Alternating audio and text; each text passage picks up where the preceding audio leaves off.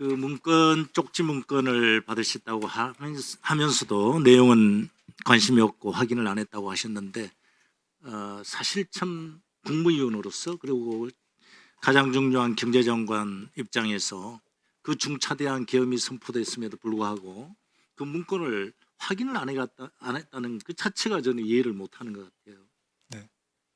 지금 본인도 이해를 못하시는 거죠. 이제 의원님께서는 지금 문건을 보니까 그렇게 말씀을 하실 수 있었겠지만 제 자. 상황에 대해서 그 당시에 보시면 저는 전혀 상상하지 못했던 일이 벌어졌고요. 네. 그다음에 저는 좋습니다. 그 당시에 아까도 초연시라고 말씀드렸고 저는 사퇴를 하겠다고 생각을 했고 계엄에 반대를 했습니다. 그래요. 그렇기 때문에 좋습니다. 그렇지만 시장이 돌아가고 있기 때문에 그래요. 하여튼 그 부분을 관리하기 위해서 네. 제가 책임을 다하겠다는 근데 이 생각만 문건을 있었습니다. 네. 김용현 전 국방장관은 헌법재판소에서 본인이 작성해서 대통령께 보고를 했다. 이렇게 지금 진술을 하고 있고요. 네. 그 이유가 국가비상입법기구 관련 예산 편성을 넣은 것은 사실 저희가 볼 때는 전두환 신군부의 비상입법기구를 모방해서 한 걸로 저는 추정이 되는데 헌법재판소에서는 이렇게 변명을 했어요.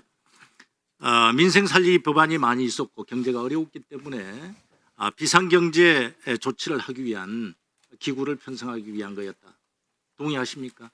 저는 그 정확히 무슨 말씀인지 이해를 못하고 있습니다. 이해를 못하죠. 네. 그러면서 그 당시에 여러 가지 대통령께서 평소에도 대수비 회의에서나 장관들에게도 재정경제명령 등 비상조치를 말한 적이 있다. 각종 회의에서 우리 대행께서 이런 대통령의 말씀을 들은 적이 있나요? 저는 없습니다. 없죠? 이렇게 변명을 하고 있는 거예요. 그 상황이 재정경제명령을 헌법 제76조에 의해서 할 수 있는 요건이 따로 있지 않습니까? 네, 있습니다. 자, IMF 때도 안 했죠. 네. 예, 제가 기억하기에는 김영삼 정부 때 금융실명제를 시행하기 위해서 재정경제명령을 한 걸로 기억하고 있어요. 네, 맞습니다. 그 정도로 긴급한 어떤 보안을 유지하면서 경제적인 여파를 최소화시키면서 할 수 있는 최소한의 요건이 있을 때 하는 거잖아요. 그런데 이때 재정경제명령을 하고 그 기구를 기획재정부에다 설치하기 위한 예산이었다. 이렇게 지금 변명을 하고 있는 거죠. 그러면 기재부 장관께서도 모르시고 이 국방부 장관이 직접 작성을 해가지고 대통령을 통해서 전달을 했다는 거예요. 물론 우리 대검 차장님 와 계시죠?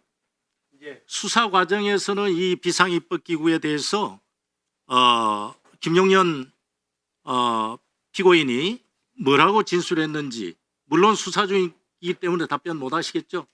현재 그 수사 중이고 재판 중이라서 답변 드리는 건 마이크를 좀 부탁드려요. 그 자체는 이 비상입법기구 헌재에서 김용현 피고인이 진술했던 대로 진술했습니까?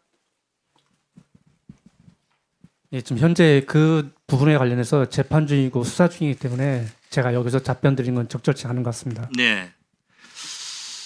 그래서 이 부분에 대해서 어떤 측면에서는 국회 해산과 국회를 기능을 마비하기 위한 조치를 지시를 했음에도 불구하고 이제 와서 변명을 하고 있는 겁니다.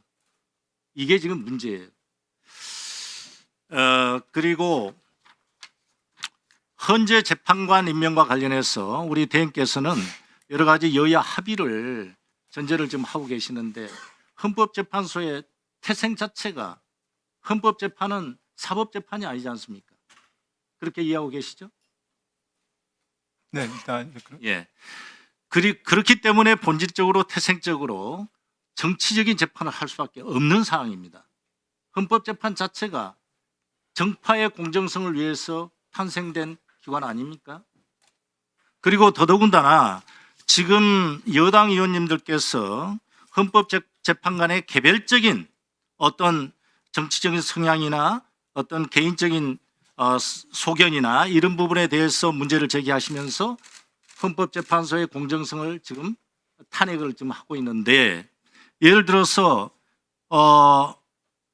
개별적으로 볼 때 헌법재판소 현재 대행도 당시에 여야가 합의해서 국회 의견으로 선출한 겁니다. 그럼 지금 문제를 제기할 수가 없는 거죠.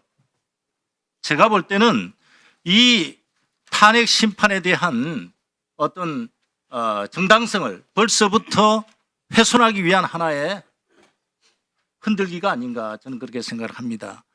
그리고 여야 합의 이게 지금 대행께 제가 여쭙겠는데요. 자, 마은혁 재판관도 여야 원내대표가 합의를 했어요. 그러나 그 이후에 여당 쪽에서 합의를 깨고 인사청문회에 참여를 안 했습니다.